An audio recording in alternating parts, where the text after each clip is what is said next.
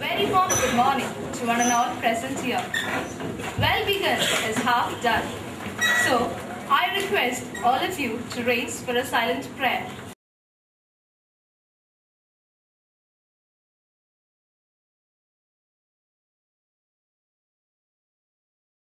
Thank you, everyone.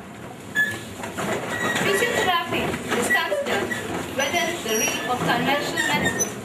It is an assessment of a patient's condition, which involves evaluating, diagnosing, and treating a range of diseases through physical means. Today, the Kollam KAPC has provided us with a golden opportunity to attend this CME workshop on physiotherapy in women's health. I invite Dr. Abdullah Shah, the President of KAPC for Kollam District, to deliver his welcome speech.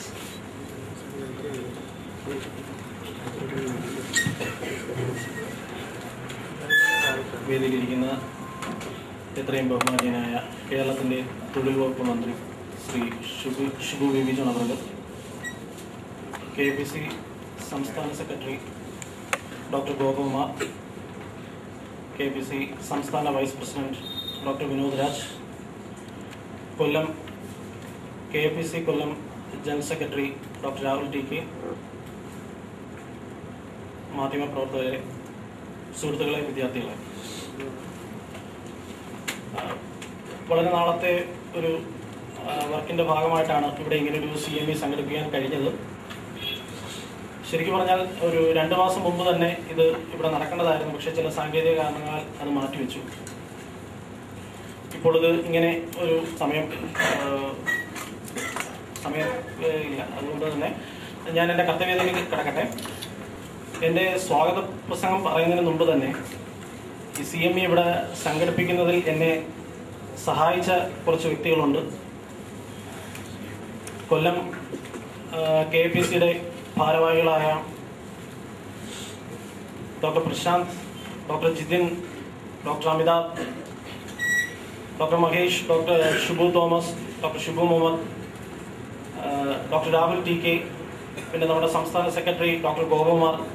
അദ്ദേഹം വഴിയാണ് ഞാൻ resource പേഴ്സണായ ഇന്നത്തെ നമ്മുടെ resource person doctor സൂര്യ സുഭാഷിനിയായി contact ചെയ്യാൻ കഴിഞ്ഞത്. പിന്നെ പേരെടുത്ത് പറയാൻ പറ്റാത്ത കുറച്ച് പേര് കൂടി ഉണ്ട്. ഞാനത് വിട്ടുപോയിട്ടുണ്ടെങ്കിൽ ക്ഷമ ചോദിക്കുന്നു. നമ്മുടെ ക്ഷണം സ്വീകരിച്ച് ഇവിടെ എത്തിച്ചേർന്നിട്ടുള്ള നമ്മുടെ കേരളത്തിൻ്റെ ബഹുമാനപ്പെട്ട തൊഴിൽ വകുപ്പ് മന്ത്രി ശ്രീ ഷിബു ബേബി ജോൺ അവർ, അദ്ദേഹത്തെക്കുറിച്ച് പ്രത്യേകിച്ച് പരിചയപ്പെടുത്തേണ്ട കാര്യമില്ല. കേരളത്തിൽ എല്ലാവർക്കും തന്നെ അദ്ദേഹത്തെ വളരെ സുപരിചിതനായ വ്യക്തിയാണ് അദ്ദേഹം. അദ്ദേഹത്തെ ഞാൻ KAPC കൊല്ലം ജില്ലാ കമ്മിറ്റിയുടെ പേരിലും കേരള സ്റ്റേറ്റ് കമ്മിറ്റിയുടെ പേരിലും നിങ്ങളുടെ എല്ലാവരുടെ പേരിലും ഹാർദവമായി ഈ CMEയിലേക്ക് സ്വാഗതം ചെയ്യുന്നു.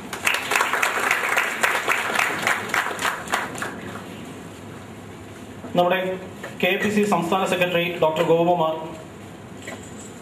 അദ്ദേഹം ജനറൽ സെക്രട്ടറിയായി ചാർജ് എടുത്തിട്ട് ഏതാണ്ട് 2-3 മാസങ്ങളെ ആയിട്ടുള്ളൂ. KAPC നിലവിൽ വന്നിട്ട് തന്നെ 1 വർഷത്തിന് മുകളിലായെന്ന് തന്നെ പറയാം. ഈ കാലയളവിൽ അദ്ദേഹത്തിൻ്റെ പ്രവർത്തനങ്ങൾ കൊണ്ട് തന്നെ കേരളത്തിലുള്ള ഒട്ടുമിക്ക ഫിസിയോതെറാപ്പിസ്റ്റുകൾക്ക് എല്ലാവർക്കും തന്നെ വളരെ സുപരിചിതനാണ് അദ്ദേഹം. അദ്ദേഹത്തെയും ഞാൻ എൻ്റെ സ്വാഗതം ചെയ്യും. KAPC സംസ്ഥാന സെക്രട്ടറി ആയിരുന്നു കഴിഞ്ഞ വർഷം. അദ്ദേഹം ഇപ്പം വൈസ് പ്രസിഡന്റ് ശൈശവകാലത്തിൽ സെക്രട്ടറിയാണ്, ജനറൽ സെക്രട്ടറിയാണ്. അദ്ദേഹത്തെ ഞാൻ ഒന്നുകൂടി പ്രത്യേകിച്ച് little flower hospital Angamaly, medical trust Ernakulam, പിന്നെ അതുകൂടി ഒരിക്കൽ കൂടി KAPC കൊല്ലം ജില്ലാ കമ്മിറ്റിയുടെ പേരിൽ ഹാർദവമായി സ്വാഗതം ചെയ്യുന്നു. I invite the dignitaries on dais to light the lamp.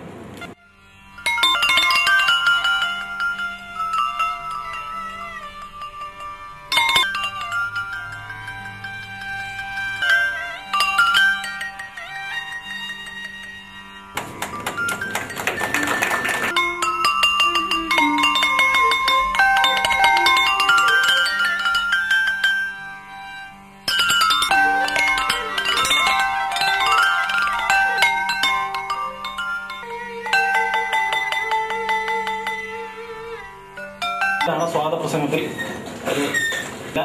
എന്നെ അത് ഓർമ്മിപ്പിച്ചു തന്നത് ഡോക്ടർ ജെറിയാണ്.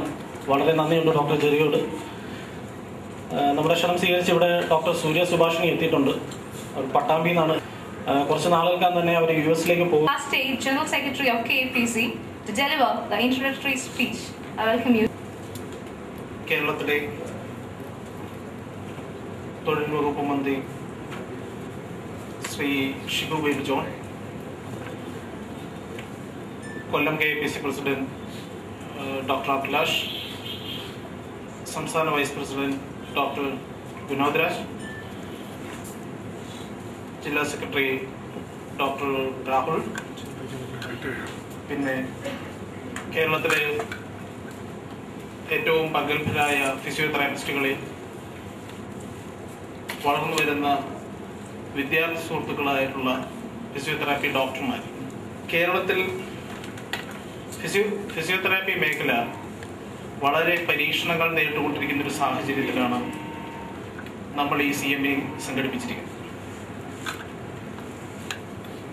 ഫിസിയോതെറാപ്പി മേഖല ലോകമെമ്പാടും വളർന്നിട്ടും കേരളത്തിലെ സാഹചര്യത്തിൽ അത് വളരെ ശൈശവ ദശയിലാണ്. ഒരു നൂറ്റാണ്ടിന് മുമ്പാണ് ഫിസിയോതെറാപ്പി മേഖല ഗവൺമെന്റ് സെക്ടറിൽ നിൽക്കുന്നത്. മന്ത്രി കൂടി പങ്കെടുക്കുന്ന ഒരു ചടങ്ങിൽ അത് പറയാതിരുന്നാൽ ശരിയാവില്ല. അദ്ദേഹത്തിന്റെ ശ്രദ്ധയിൽ ഈ വിഷയങ്ങൾ വരേണ്ടതാണ് എന്നതുകൊണ്ടാണ് നമ്മൾ ഈ അവസരത്തിൽ ഈ വിഷയങ്ങൾ പറയുവാൻ ആഗ്രഹിക്കുന്നത്. വളരെ ശൈശവ ദശയിൽ നിൽക്കുന്ന ഫിസിയോതെറാപ്പി ഗവൺമെന്റ് മെഡിക്കൽ കോളേജുകളിൽ സയന്റിഫിക് അസിസ്റ്റന്റ് എന്ന പോസ്റ്റിൽ മാത്രം ഒതുങ്ങുന്ന ഒരു 10-15 ഫിസിയോതെറാപ്പിസ്റ്റുകൾ മാത്രമേ ഗവൺമെന്റ് മേഖലയിൽ ഉള്ളൂ എന്നുള്ളതാണ് സങ്കടകരമായ വസ്തുത. അതിൻ്റെ ഒപ്പം പ്രധാന പ്രശ്നമായിട്ട് നമ്മളിപ്പോൾ കാണുന്നത്, നമ്മൾ വളരെ പ്രതിസന്ധി ഘട്ടം നേരിട്ട ഒരു സമയമായിരുന്നു കഴിഞ്ഞ 2 മാസം. കഴിഞ്ഞ 2 മാസം നമുക്കെതിരെ ഉണ്ടായ വളരെ ശക്തമായ ആക്രമണം, IMAയുടെ ഭാഗത്തു നിന്നുണ്ടായ ആക്രമണം വളരെ ദോഷകരമോ നല്ലതോ ഒക്കെയായി നമ്മൾ പ്രതിഫലിച്ചിട്ടുണ്ട്. അതിൻ്റെ കാരണം അവർക്കുണ്ടാകുന്ന അസഹിഷ്ണുതയാണ്. ഈ മേഖല ശക്തിപ്പെടുന്നു. അത് തീർച്ചയായും ഒരു സ്വതന്ത്ര പ്രാക്ടീസിലേക്ക് ഈ മേഖല കേരളത്തിൽ വളരും എന്നുള്ള മുൻകാഴ്ചയുടെ ഭാഗമായി അതിനെ തടസ്സപ്പെടുത്തുക എന്ന ലക്ഷ്യത്തോടെയാണ് അവർ നീങ്ങിയിട്ടുള്ളത്. അതിൻ്റെ ഫലമായിട്ടാണ് അത്തരം പ്രശ്നങ്ങൾ ഡെവലപ്പ് ചെയ്തത്. എന്താണ് ഫിസിയോതെറാപ്പി മേഖലയിൽ ലോകമാകപ്പാടുള്ള അവസ്ഥ?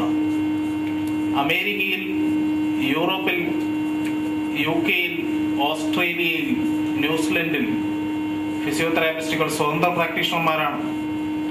അവർ സ്വതന്ത്രമായി രോഗികളെ പരിശോധിക്കുന്നു, സ്വതന്ത്രമായി ചികിത്സ നിശ്ചയിക്കുന്നു. ഫിസിയോതെറാപ്പിസ്റ്റുകൾ ഒരിക്കലും മരുന്ന് ഉപയോഗിച്ച് ചികിത്സ ചെയ്യുന്നവരല്ല. അവർ ഫിസിക്കൽ ഡയഗ്നോസിസും എക്സസൈസും മറ്റ് ഇലക്ട്രിക്കൽ മൊഡാലിറ്റീസും മാനുവൽ തെറാപ്പിയും ഒക്കെയുള്ള വളരെ വളരെ സങ്കീർണമായ ചികിത്സാ രീതികളിലൂടെ രോഗികൾക്ക് മെക്കാനിക്കലായ കംപ്ലയിൻസും മറ്റ് രീതിയിലുള്ള അസുഖങ്ങൾക്കും ചികിത്സ നിശ്ചയിക്കുന്നവരാണ്. അവർ മരുന്ന് ഉപയോഗിച്ച് ചികിത്സ നടത്തുന്നവരല്ല. അപ്പോൾ ഇതാണ് ലോകമെമ്പാടുമുള്ള അവസ്ഥ. വേൾഡ് ഹെൽത്ത് ഓർഗനൈസേഷൻ കൃത്യമായി ഫിസിയോതെറാപ്പിസ്റ്റുകൾ സ്വതന്ത്ര പ്രാക്ടീഷണർമാരാണ് എന്ന് നിർവചിച്ചിട്ടുണ്ട്. ഇന്ത്യയിലെ സ്ഥിതി എന്താണ്?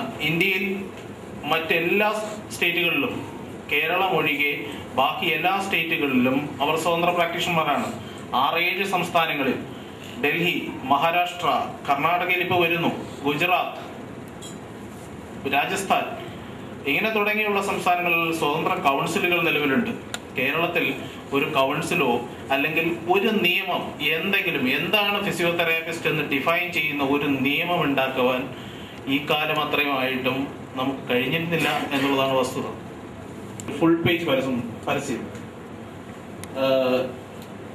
ഇന്ത്യ ഗവൺമെന്റിന്റെ social justice and empowerment department പിന്നോക്ക വിഭാഗത്തിലെ പ്രൊഫഷണലുകൾക്ക്, അതായത് ആർക്കിടെക്റ്റുകൾ, ഫിസിഷ്യൻസ്, ഫിസിയോതെറാപ്പിസ്റ്റുകൾ, അങ്ങനെയുള്ള പ്രൊഫഷണലുകൾക്ക് ലോൺ കൊടുക്കുകയാണ് 4%. അതിന് വളരെ വ്യക്തമായ പരസ്യം. ഇവിടെ എന്താ സംഭവിക്കുക? അവർക്ക് സ്വയം തൊഴിൽ കണ്ടെത്തുന്നതിനാണ്. സാറിന്റെ വകുപ്പിന്റെ കീഴിൽ വരുന്നതാണ്, തൊഴിൽ വകുപ്പിന്റെ കീഴിൽ വരുന്നത്. ഞങ്ങളുടെ തൊഴിൽ സുരക്ഷിതത്വം ഉറപ്പാക്കാൻ തീർച്ചയായിട്ടും തങ്ങളെ പോലുള്ള മഹത് വ്യക്തികൾ സഹായിക്കണമെന്നാണ് ഞങ്ങൾ പറയാനുള്ളത്. അതിനകത്ത് വേറൊന്നെന്ന് പറയുന്ന ESI ഹോസ്പിറ്റൽസിൽ തൊഴിൽ വകുപ്പിന്റെ കീഴിൽ വരുന്നതാണ്. ESI ഹോസ്പിറ്റലുകളിൽ വെച്ചാൽ ഇത്തരം രോഗികൾ, അതായത് ഇപ്പൊ ESIയുടെ ബെനിഫിറ്റ്സ് ലഭിക്കുന്നത്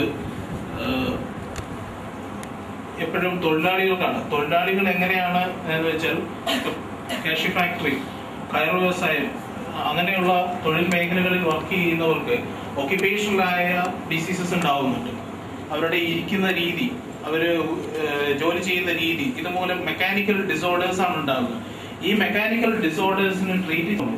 അതായത് ഇപ്പോ ഒരു ആക്സിഡന്റ് ഉണ്ടായി, അത്രയും സിസേറിയൻസ് കേരളത്തിൽ മൊത്തത്തിൽ നടപ്പാകേണ്ടതിന് ആവശ്യമുണ്ടെങ്കിൽ സിസേറിയൻ പാടുള്ളൂ എന്നാണ് വേൾഡ് ഹെൽത്ത് ഓർഗനൈസേഷൻ മുകളിലേക്കാണ് ഇല്ലാതെ ഈ ആളുകൾ രോഗാവസ്ഥയിലേക്ക് മാറുന്നു. ആഫ്റ്റർ ഡെലിവറി അവർക്ക് സിവിയറായ കാലിലേക്ക്. Thank you, sir. To be known as a